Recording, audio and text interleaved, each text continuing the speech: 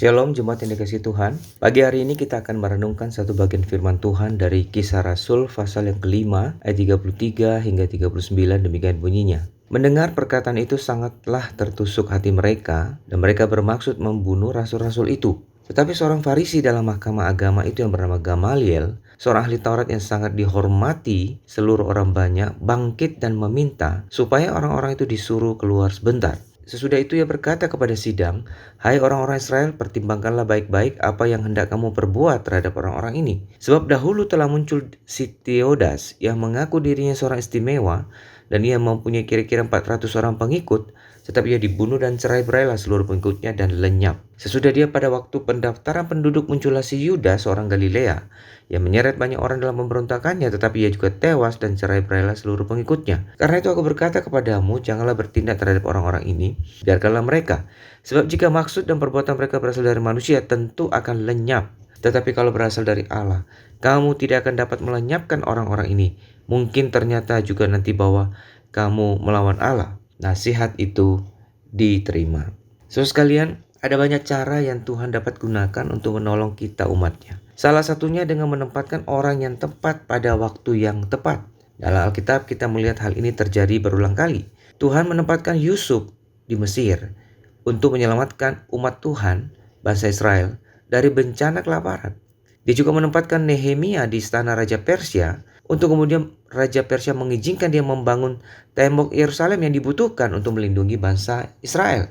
Dan bahkan Tuhan juga memakai Ratu Esther yang ada di istana Raja Ahasveros untuk melindungi bangsa Yahudi dari pemusnahan yang ingin dilakukan oleh Haman, seorang pemimpin di tengah-tengah bangsa Persia.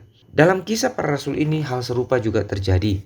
Tuhan memakai Gamaliel, seorang Farisi, untuk melindungi para rasul dari rencana jahat para pemimpin Yahudi.